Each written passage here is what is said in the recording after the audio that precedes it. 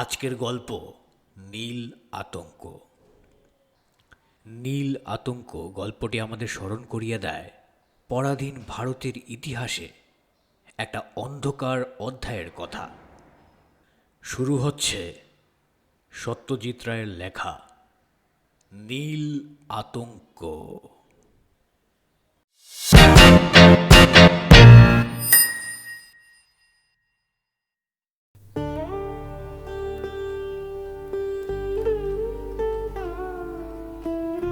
আমার নাম অনিরুদ্ধ বোস।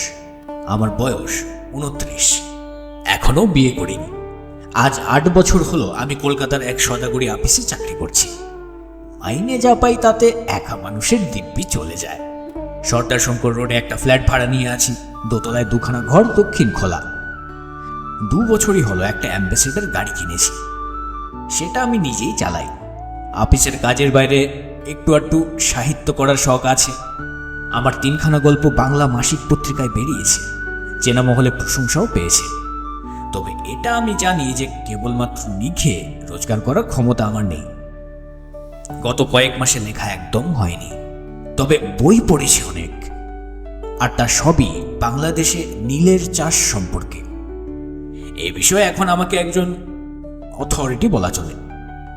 কবে সাহেবেরা এসে আমাদের দেশে প্রথম নীলের চাষ শুরু করলো, আমাদের গ্রামের লোকেদের উপর তারা কিরকম অত্যাচার করত, কিভাবে নীল বিদ্রোহ হলো, আর সবশেষে কিভাবে জার্মানি কৃত্রিম উপায়ে নীল তৈরি করার ফলে এদেশ থেকে নীলের পাট উঠে গেল, এসবই এখন আমার নখদর্পণে। যে সাংঘাতিক অভিজ্ঞতার ফলে আমার মনে নীল সম্পর্কে এই কৌতূহল জাগল, সেটা বলার জন্যই আজ লিখতে বসেছি। এখানে আগে আমার ছেলেবেলার কথা একটু বলা দরকার।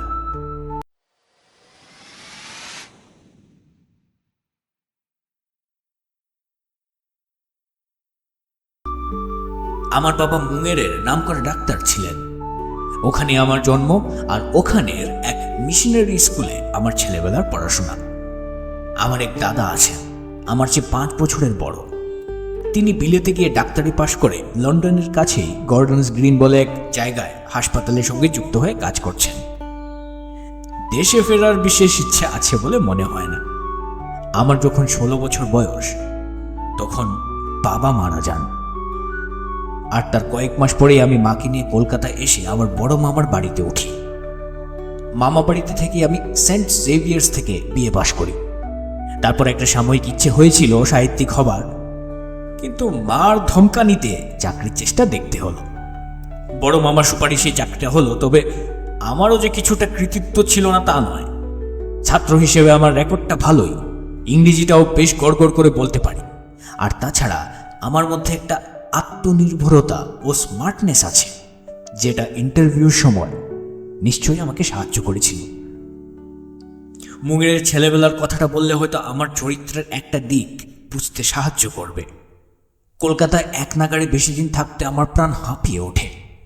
এত লোকের ভিড়, ট্রাম্পাসের ঘরঘরানি, এত হইহল্লা, জীবন ধারণের এত সমস্যা, মাঝে মাঝে ইচ্ছে করে এইসব থেকে ছুটে বেরিয়ে চলে যাই।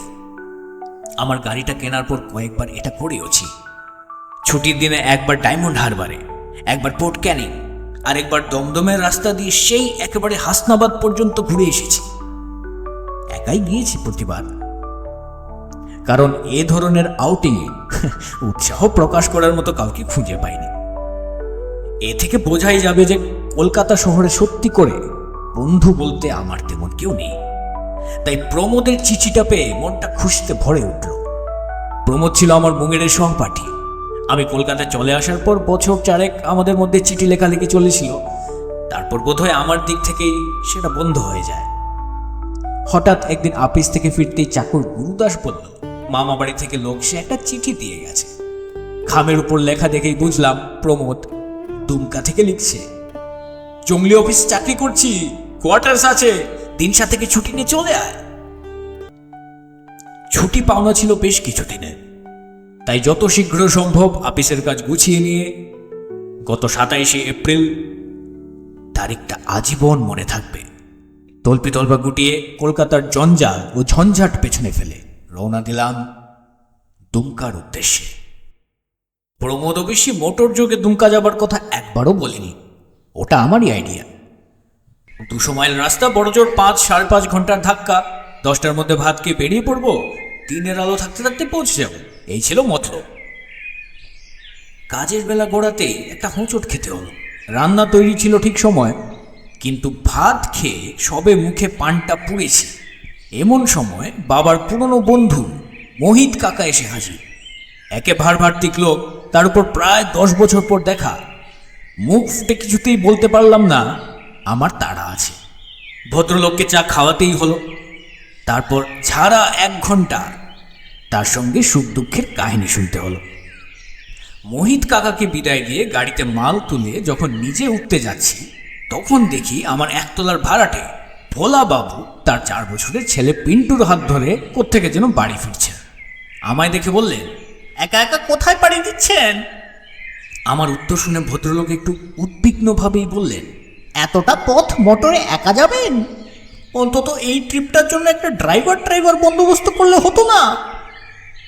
আমি বললাম, চালক হিসেবে আমি খুব হুঁশিয়ার, আর আমার যত্নের ফলে গাড়িটাও প্রায় নতুনই আছে, তাই ভাবনার কিছু নেই। ভদ্রলোক বেস্ট অফ লাক বলে ছেলের হাত ধরে বাড়ির ভেতর ঢুকে পড়লেন। গাড়িতে স্টার্ট দেওয়ার আগে হাত গাড়ির দিকে চেয়ে দেখি 11:15।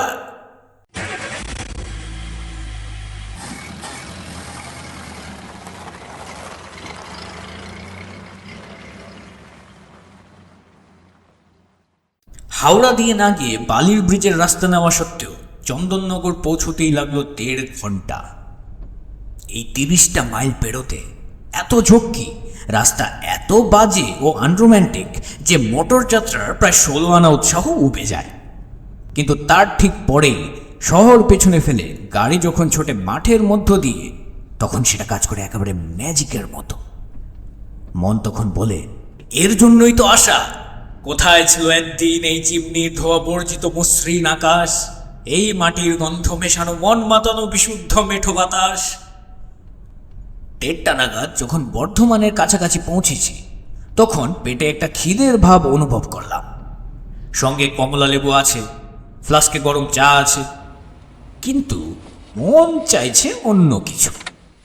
রাস্তার পাশেই স্টেশন, গাড়ি থামিয়ে রেস্টুরেন্টে গিয়ে 2টো টোস্ট, একটা অমলেট ও 1 পেয়ালা কফি খেয়ে আবার রওনা দিলাম।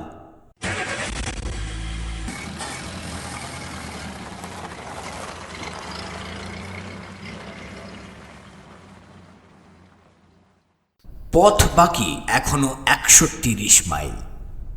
বর্ধমান থেকে 25 মাইল গিয়ে পানাগড় পড়ে, সেখান থেকে গ্র্যান্ড ট্রাঙ্ক রোড ছেড়ে ইলামবাজারের রাস্তা নিতে হবে। ইলামবাজার থেকে শিউরি হয়ে মেসেঞ্জার পেরিয়ে দুমকা। পানাগড়ের মিলিটারি ক্যাম্পগুলো সবে দৃষ্টিগোচর হয়েছে। এমন সময় আমার গাড়ির পেছনের দিক থেকে একটা বেলুন ফাটার মতো শব্দ হলো।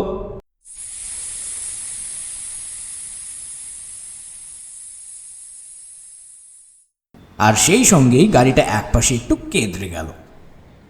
কারণ অবশ্যই সহজেই বোধগম্য।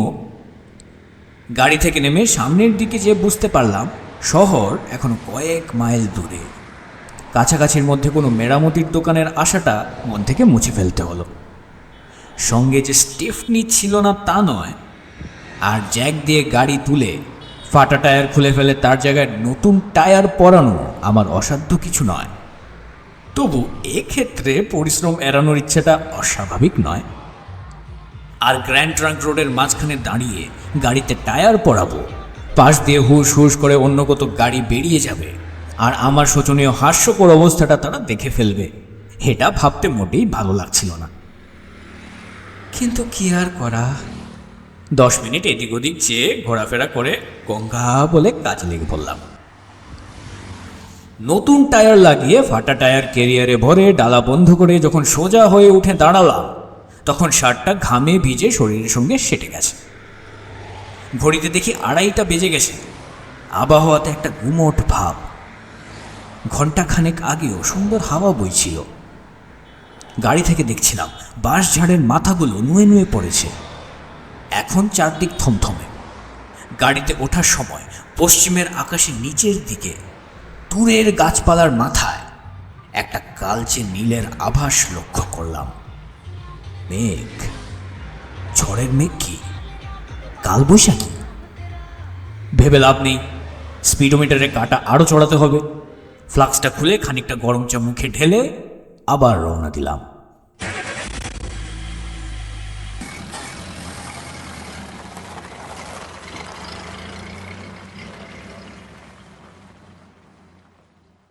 ইলামবাজার পেরোতে না পেরোতেই ঝড়টা এসে পড়ল।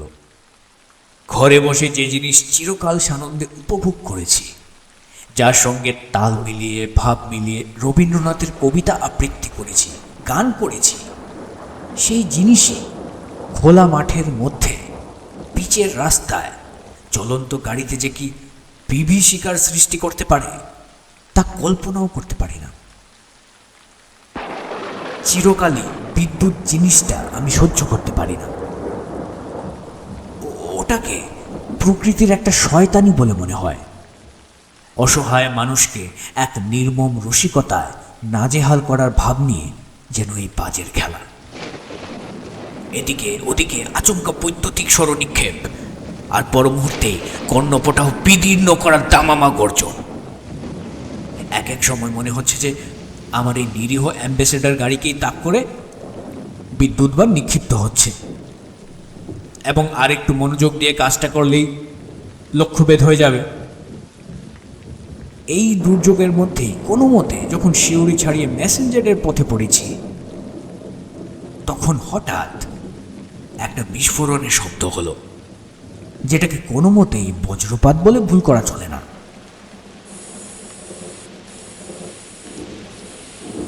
বুঝলাম আমার গাড়ির আরেকটা টায়ার কাজে ইস্তফা দিলেন। হাল ছেড়ে দিলাম। মুষলধারে বৃষ্টি শুরু হয়েছে। ঘড়িতে 5:30। গত 20 মাইল স্পিডোমিটারের কাঁটাকে 15 থেকে 25-এর মধ্যে রাখতে হয়েছে, না হলে এতক্ষণে মেসেঞ্জার ছাড়িয়ে যাবার কথা। কোথায় এসে পড়লাম? সামনের দিকে চেয়ে কিছু বোঝার উপায় নেই। কাচের উপর জলপ্রপাত, ওয়াইপারটা সপাক সপাক শব্দ করে চলেছে, কিন্তু সেটাকে কাজ না বলে খেলা বলাই ভালো। নিয়ম মতো এপ্রিল মাসে এখনো সূর্যের আলো থাকার কথা, কিন্তু ভাব দেখে মনে হয় রাত হলো বলে। আমার ডান পাশের দরজাটা একটু ফাঁক করে বাইরের দিকে চাইলাম। যা দেখলাম তাতে মনে হলো কাছাকাছির মধ্যে ঘন বসতি না থাকলেও দু একটা পাকা বাড়ি যেন গাছপালার ফাঁক দিয়ে দেখা যাচ্ছে। গাড়ি থেকে নেমে যে একটু এদিক ওদিক ঘুরে দেখব তার উপায় নেই। তবে সেটা না দেখেও যে জিনিসটা বলা যায় সেটা হলো এই যে মাইল খানেকের মধ্যে বাজার বা দোকান বলে কোনো পদার্থ নেই, আর আমার সঙ্গে বাড়তি টায়ারও আর নেই। মিনিট 15 গাড়িতে বসে থাকার পর একটা প্রশ্ন মনে জাগলো, এতখানি সময়ের মধ্যে একটি গাড়ি বা একটি মানুষও আমার গাড়ির পাশ দিয়ে গেল না। তবে কি ভুল পথে এসে পড়েছি? সঙ্গে রোড ম্যাপ আছে, শিউড়ি পর্যন্ত ঠিকই এসেছি জানি, কিন্তু কিন্তু তারপরে যদি কোনো ভুল রাস্তায় মোড় ঘুরে থাকি, এই চোখ ধাঁধানো বৃষ্টিতে সেটা খুব অস্বাভাবিক নয়। কিন্তু ভুল যদি হয়েও থাকে, এটা তো আফ্রিকা বা দক্ষিণ আমেরিকার জঙ্গল নয় যে দিশাহারা হয়ে পড়তে হবে। যেখানে এসে থাকি না কেন, এটা বীরভূমেরই মধ্যে, শান্তিনিকেতন থেকে মাইল 50-এর বেশি দূর নয়। বৃষ্টি থামলেই সব মুশকিল আসান হয়ে যাবে, এমনকি হয়তো মাইল খানেকের মধ্যে একটা গাড়ি মেরামতের দোকানও পেয়ে যাব। পকেট থেকে হুইলসের প্যাকেট আর দেশলাই বার করে একটা সিগারেট ধরালাম। ভোলাবাবুর কথা মনে পড়ল। ভদ্রলোক নিশ্চয়ই ভুক্তভোগী, নইলে এমন খাঁটি উপদেশ দেন কি করে? ভবিষ্যৎ একটা তন্দ্রার ভাব এসে গিয়েছিল। হর্নের শব্দে সজাগ হয়ে উঠে বসলাম।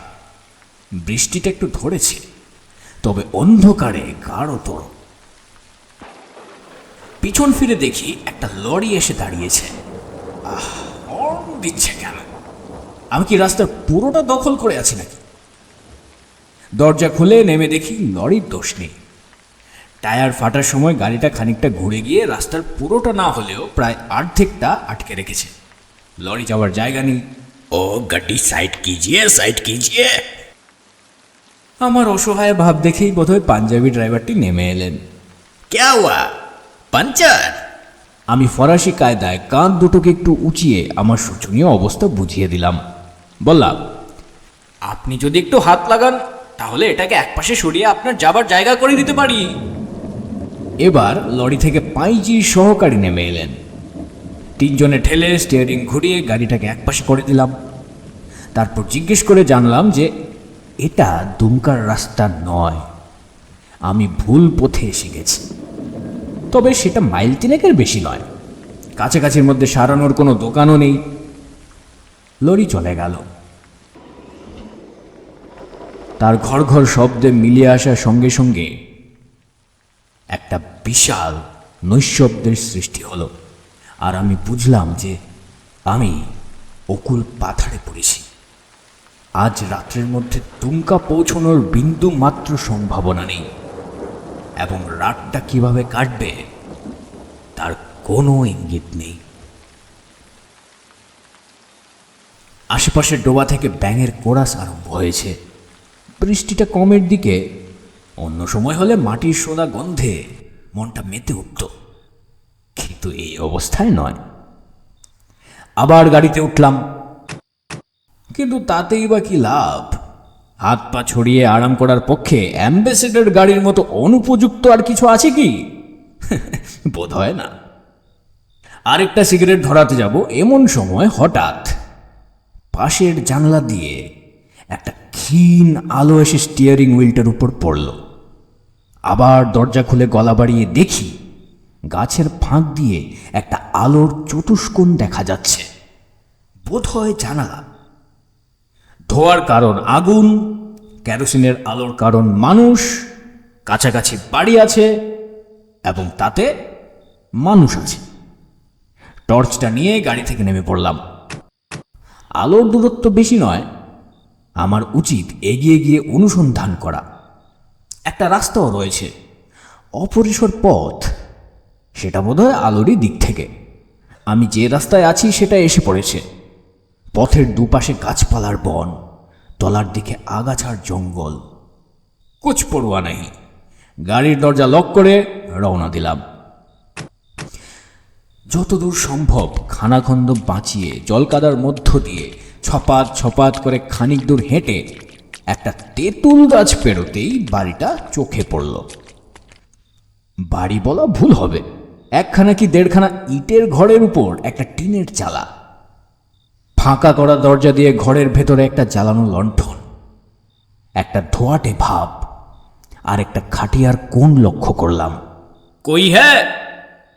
একটা মাঝবয়সী পেটে গোফওয়ালা লোক বেরিয়ে এসে আমার টর্চের আলোর দিকে ভুঁকুচকে চাইল। আমি আলোটা নামিয়ে নিলাম। কাহা সে আয়া বাবু? আমার দুর্ঘটনার কথা সংক্ষেপে বর্ণনা করে বললাম, এখানে কাছাকাছির মধ্যে রাত কাটানোর কোনো বন্দোবস্ত হতে পারে? যা পয়সা লাগে আমি দিয়ে দেবো। ডাক বাংলো মে? ডাক বাংলো? সে আবার কোথায়? প্রশ্নটা মনে আসার সঙ্গে সঙ্গেই আমার বোকামোটা বুঝতে পারলাম। এতক্ষণ কেবল লণ্ঠন আর টর্চের আলোর দিকে দৃষ্টি থাকার ফলে আশেপাশে কি আছে দেখিনি। এবার টর্চটা ঘুরিয়ে আমার বাঁ দিকে ফেলতেই একটা বেশ বড় একতলা পুরনো বাড়ি চোখে পড়ল। সেটা দেখেই বললাম, এটাই ডাক বাংলো? হ্যাঁ বাবু, লেকিন বিস্তরা উস্তরা কুছ নহি হ্যায়, খানা ভি নহি মিলেগা। বিছানা আমার সঙ্গে আছে, খাট হবে তো? খটিয়া হোগা। আর তোমার ঘরে তো উনুন ধরিয়েছ দেখছি, তুমি নিজে খাবে নিশ্চয়ই। লোকটা হেসে ফেলল। তার হাতের সেকা সেকা মোটা রুটি আর তার বউয়ের রান্না উরুৎকা ডাল কি আমার চলবে? বললাম, খুব চলবে, সব রকম রুটি আমার চলে, আর উরুৎকা ডাল তো আমার অতি প্রিয় খাদ্য। এককালে কি ছিল জানি না, এখন নামেই ডাক বাংলো। তবে পুরনো সাহেবী আমলের বাড়ি, তাই ঘরের সাইজ বড় আর সিলিংটা পেল্লায় উঁচু। আসবাব বলতে একটি পুরনো নেয়ারের খাট, একপাশে একটা টেবিল, আর তার সামনে হাতল ভাঙা একটা চেয়ার। চৌকিদার আমার জন্য একটা লণ্ঠন জ্বালিয়ে এনে টেবিলের উপর রাখল। বললাম, তোমার নাম কি হে? সুখন রাম বাবুজি। এ বাংলোয় লোকজন কোনো কালই এসেছে? না, আমি প্রথম। সুখন রামের রসবোধ আছে। সে হেসে ফেলল। বললাম, ভূতটুত নেই তো? আরে রাম রাম রাম, কত লোকই তো এসে থেকে গেছে। কই, এমন অপবাদ তো কেউ দেয়নি। এ কথায় একটু যে আশ্বস্ত হয়নি তা বলতে পারি না। ভূত বিশ্বাস করি বা না করি, এটুকু অন্তত জানি যে যদি ভূত থাকেই এই বাংলোতে, তাহলে সে সব সময় থাকবে, আর না থাকলে কোনো সময়ই থাকবে না। বললাম, এটা কতদিনের পুরনো বাড়ি? সুখন আমার বেডিং খুলে দিতে দিতে বলল, पहले ये नील कोठी था, एक नील का फैक्ट्री भी था नजदीक में, उसका एक चिमनी अभी तक खड़ा है और सब टूट गया। এই অঞ্চলে যে এককালে নীলের চাষ হতো সেটা জানতাম। মুঙ্গেরের আশেপাশেও ছেলেবেলায় পুরনো ভাঙা নীলকুঠি দেখেছি। সুখনের তৈরি রুটি আর কলাইয়ের ডাল খেয়ে নেয়ারের খাটে বিছানা পেতে যখন শুলাম, তখন রাত 10:30। প্রমোদকে আজ বিকেলে পৌঁছবো বলে টেলিগ্রাম করেছিলাম। ও একটু চিন্তিত হবে অবশ্যই, কিন্তু তা নিয়ে ভেবে লাভ নেই। একটা আস্তানা যে পেয়েছি, এবং বেশ সহজেই পেয়েছি, সেটা কম ভাগ্যের কথা নয়। ভবিষ্যতে ভোলাবাবুর উপদেশ মেনে চলব, উচিত শিক্ষা হয়েছে আমার। তবে এটাও ঠিক যে এমনি শেখার চেয়ে ঠেকে শেখার দাম অনেক বেশি। লণ্ঠনটা পাশের বাথরুমে রেখে এসেছি। দরজার ফাঁক দিয়ে যেটুকু আলো এসেছে তাই যথেষ্ট। ঘরে বেশি আলো থাকলে আমার ঘুম আসে না। অথচ এখন যে জিনিসটার সবচেয়ে বেশি দরকার সেটা হলো ঘুম। গাড়ি থেকে জিনিসপত্র সব বার করে নিয়ে সেটা লক করে এসেছি বলাই বাহুল্য। এটুকু জোর গলায় বলতে পারি যে আজকালকার দিনে কলকাতার রাস্তায় গাড়ি ফেলে রাখা যতটা বিপজ্জনক, গ্রামের রাস্তায় তার চেয়ে হয়তো কিছুটা কমই। বাইরে বৃষ্টির শব্দ থেমে গেছে। ব্যাং আর ঝিঝির সমবেত কণ্ঠস্বরে রাত মুখর হয়ে উঠেছে। শহরের জীবনটা এত দূরে আর এত পিছনে সরে গেছে যে সেটাকে একটা প্রাগ ঐতিহাসিক পর্ব বলে মনে হচ্ছে। নীলকুঠি। দীনবন্ধু মিত্রের নীল দর্পণ নাটকের কথা মনে পড়ল। কলেজে থাকতে অভিনয় দেখেছিলাম কর্নওয়ালি স্ট্রিটের কোনো এক পেশাদারি থিয়েটারে।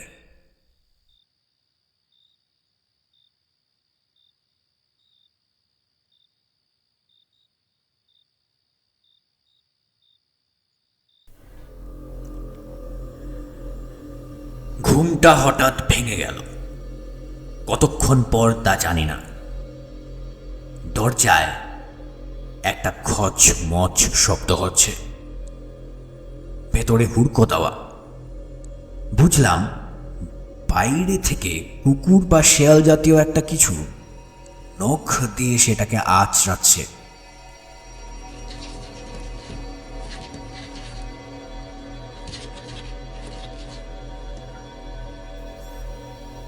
মিনিট খানেক পরে আওয়াজটা থেমে গেল।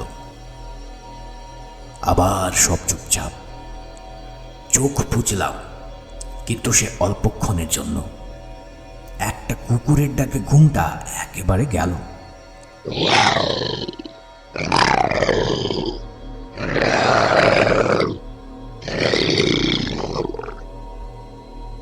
বাংলার গ্রাম্য নেড়ি কুত্তার ডাক এটা নয়, এ হলো বিলিতি হাউন্ডের হুঙ্কার।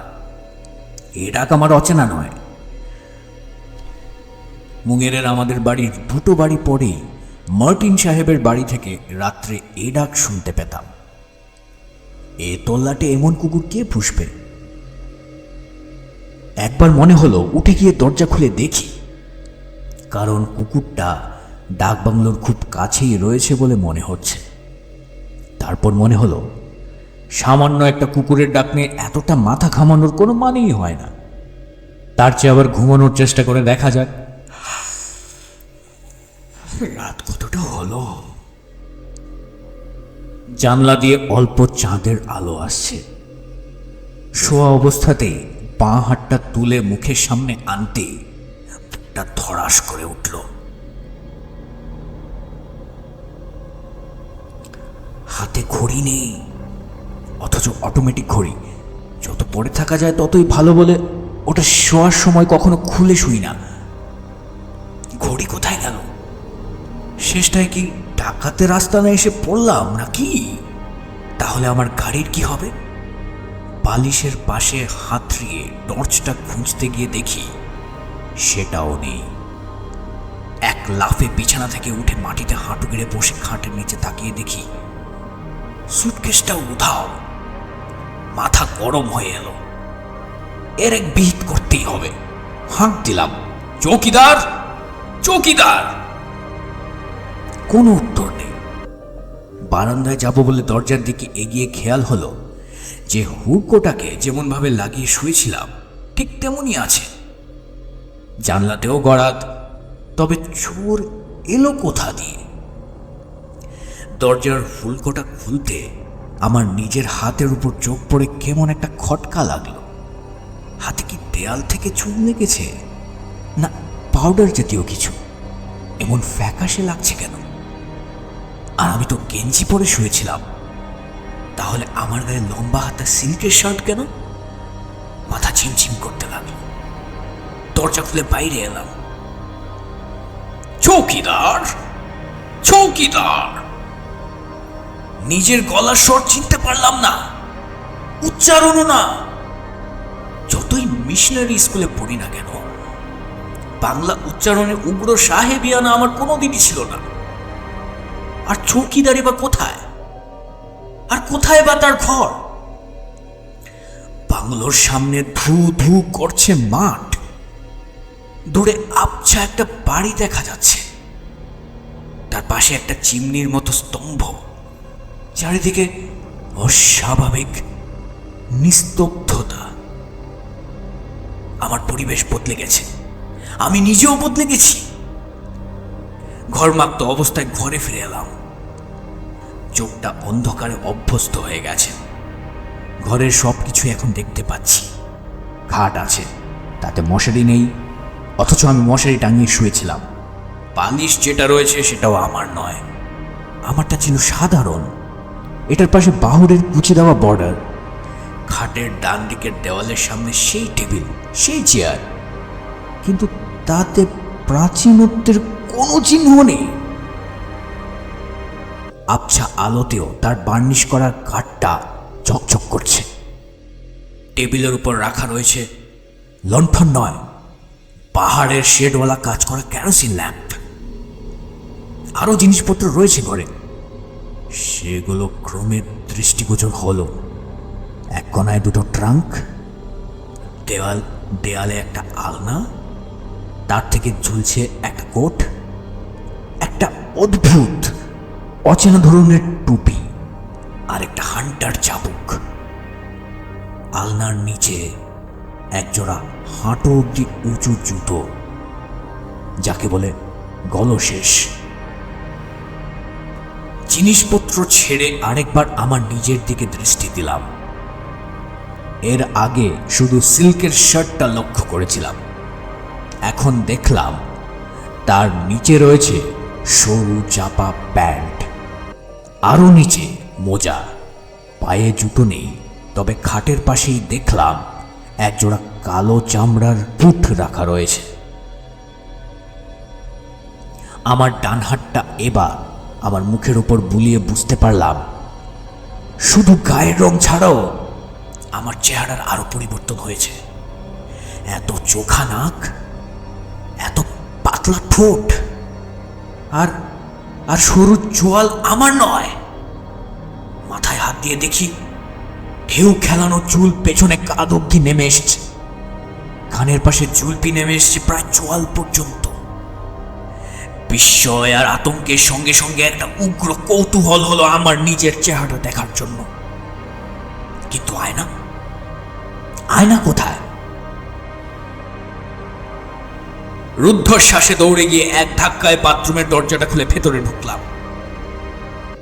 আগে দেখেছিলাম একটি মাত্র বালতি ছাড়া সেখানে আর কিছু নেই। এখন দেখি মেঝের এক কোণে একটি টিনের বাথটব, তার পাশে চৌকি আর এনিমেলের মগ। যে জিনিসটা খুঁজছিলাম সেটা রয়েছে আমার ঠিক সামনেই। একটা কাঠের ড্রেসিং টেবিলের উপর লাগানো একটা ওভাল শেপের আয়না। আমি জানি আমি আয়নার সামনে দাঁড়িয়ে আছি, কিন্তু যে চেহারাটা তাতে প্রতিফলিত হচ্ছে সেটা আমার নয়। কোনো এক বিভৎস ভৌতিক ভেলকির ফলে আমি হয়ে গেছি ঊনবিংশ শতাব্দীর এক সাহেব। তার গায়ের রং ফ্যাকাশে ফর্সা, চুল সোনালি, চোখ কটা, এবং সে চোখের চাহনিতে ক্লেশের সঙ্গে কাঠিন্যের ভাব অদ্ভুত ভাবে মিশেছে। কত বয়স হবে এ সাহেবের? 30-এর বেশি নয়, তবে দেখে মনে হয় অসুস্থতা কিংবা অতিরিক্ত পরিশ্রমের জন্য অকালেই বার্ধক্যের ছাপ পড়েছে। কাছে গিয়ে আরো ভালো করে আমার মুখটা দেখলাম।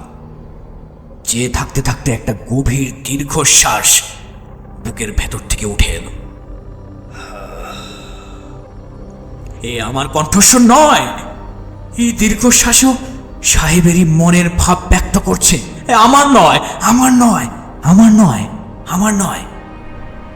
এরপরে যা ঘটল তাতে বুঝলাম যে শুধু গলার স্বর নয়, আমার হাত পা সবই অন্য কারোর অধীনে কাজ করছে।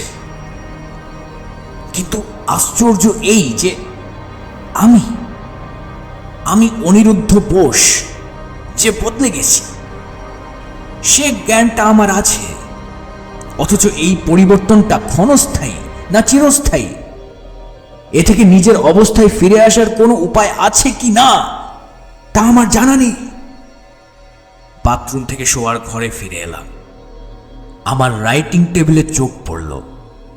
ল্যাম্পটা এখনো জ্বলছে। ল্যাম্পের নিচে খোলা অবস্থায় একটা চামড়া দিয়ে বাঁধানো খাতা, তার পাশে একটা দোয়াতে ডোবানো রয়েছে একটা খাগের কলম। টেবিলের দিকে এগিয়ে গেলাম। খাতার খোলা পাতায় কিছু লেখা হয়নি। কোনো এক অদৃশ্য শক্তি আমাকে চেয়ারে বসিয়ে দোয়াত থেকে কলমটা আমার ডান হাত দিয়ে তুলিয়ে দিল। সে হাত এবার বাঁ দিকে সাদা পাতার দিকে অগ্রসর হলো। ঘরের নিস্তব্ধতা ভেদ করে খস খস করে শব্দ করে খাগের কলম লিখে চলল। 27 এপ্রিল 1868। কানের সামনে আবার সেই রাক্ষসে মশার বিনবুনুনি আরম্ভ হয়েছে। শেষটায় এই সামান্য একটা পোকার হাতে আমার মতো একটা জাদ্রেল ব্রিটিশারকে পরাহত হতে হলো। ভগবানের এ কেমন বিধি! এরিক পালিয়েছে, পার্সি ও টোনিও আগেই ভেগেছে। আমার বোধহয় এদের চেয়েও বেশি টাকার লোভ। তাই বারবার ম্যালেরিয়ার আক্রমণ সত্ত্বেও নীলের মোহ কাটাতে পারিনি। না, শুধু তাই নয়, ডায়েরিতে মিথ্যে কথা বলা পাপ। আরেকটা কারণ আছে। আমার দেশের লোক আমাকে হাড়ে হাড়ে চেনে। সেখানে থাকতেও তো কম কুকীর্তি করিনি, আর তারা সে কথা ভুলেও নি। তাই ইংল্যান্ডে ফিরে যাওয়ার সাহস নেই। বুঝতে পারছি এখানেই থাকতে হবে, আর এখানেই মরতে হবে।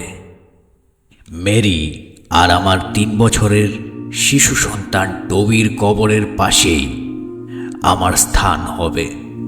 এত অত্যাচার করেছে এখানকার স্থানীয় নেটিভদের উপর যে আমার মৃত্যুতে চোখের জল ফেলার মতো একটি লোকও নেই এখানে। হ্যাঁ, যদি মির্জান কাঁদে, আমার বিশ্বস্ত অনুগত পেয়ারা মির্জান আর রেক্স। আসল ভাবনা তো রেক্সকে নিয়েই। হায় প্রভুভক্ত কুকুর, আমি মরে গেলে তোকে এরা আস্ত রাখবে না রে। হয় ঢিল মেরে, না হয় লাঠির বাড়ি মেরে তোর প্রাণ শেষ করবে এরা। তোর যদি একটা ব্যবস্থা করে যেতে পারতাম।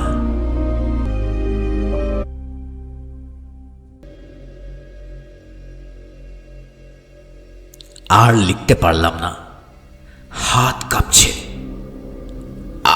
আমার হাত নয়, ডায়েরি লেখকের। কলম রেখে দিলাম। এবার আমার ডান হাতটা টেবিলের উপর থেকে নেমে কোলের কাছে এসে ডান দিকে গেল। একটা দেরাজের হাতল, হাতের টানে দেরাজ খুলে গেল। ভিতরে একটা পিনকুশন, একটা পিতলের পেপার ওয়েট, একটা পাইপ, কিছু কাগজপত্র, আরো খানিকটা খুলে গেল দেরাজ। একটা লোহার জিনিস চকচক করে উঠল। পিস্তল, তার হাতলে হাতির দাঁতের কাজ। আমার হাত পিস্তলটা বার করে নিল। হাতের কাঁপুনি থেমে গেল। বাইরে শেয়াল ডাকছে। সেই শেয়ালের ডাকের প্রত্যুত্তরেই যেন গর্জিয়ে উঠল হাউন্ডের কণ্ঠস্বর।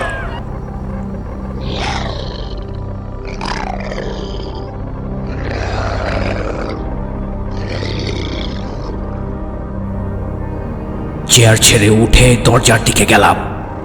দরজা খুলে বাইরে, সামনে মাঠে চাঁদের আলো। বাংলোর বারান্দা থেকে হাত বিশে দূরে ছাই রঙের একটা প্রকাণ্ড গ্রে হাউন্ড ঘাসের উপর দাঁড়িয়ে আছে। আমি বাইরে আসা মাত্র আমার দিকে ফিরে লেজ নাড়াতে লাগলো। Rex, Rex! সেই গভীর ইংরেজ কণ্ঠস্বর। দূরে বাঁশবন ও নীলের ফ্যাক্টরির দিক থেকে ডাকটা প্রতিধ্বনিত হয়ে এলো। রেক্স এগিয়ে এলো, তার লেজ নড়ছে। ঘাস থেকে বারান্দায় ওঠার সঙ্গে সঙ্গে আমার ডান হাতটা কোমরের কাছে উঠে এলো। পিস্তলের মুখ কুকুরের দিকে। রেক্স যেন থমকে গেল। তার জ্বলন্ত চোখে একটা অবাক ভাব। আমার ডান তর্জনী পিস্তলের ঘোড়া টিপে দিল।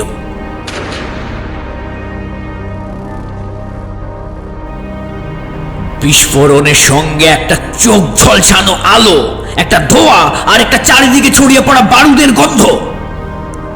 রেক্সের দেহের সামনের অংশ বারান্দার উপর ও পিছনটা ঘাসের উপর এলিয়ে পড়েছে। পিস্তলের শব্দ শুনে কাক ডেকে উঠেছে দূরের গাছপালা থেকে। ফ্যাক্টরির দিক থেকে যেন কিছু লোক ছুটে আসছে বাংলোর দিকে। ঘরে ফিরে এসে দরজার হুড়কো লাগিয়ে খাটের উপর এসে বসলাম। বাইরে লোকের গোলমাল এগিয়ে আসছে। পিস্তলের নলটা আমার কানের পাশে ঠেকাতে বুঝলাম সেটা বেশ গরম। তারপর আর কিছু জানি না।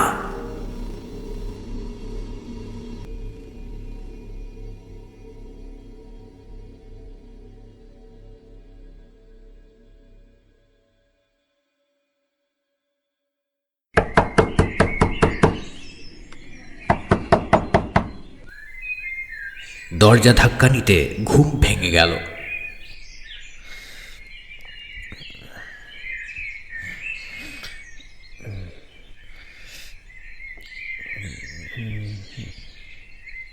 चा लेके आया बाबूजी।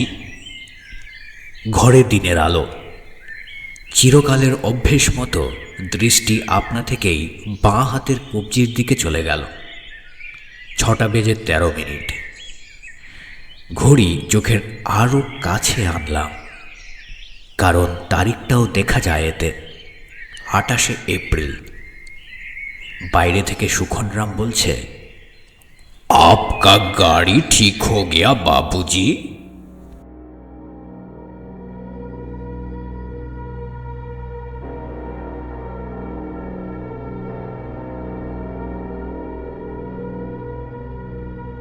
বীরভূমের নীলকর সাহেবের মৃত্যু শতবার্ষিকীতে আমার অভিজ্ঞতার কথা কি কেউ বিশ্বাস করবে?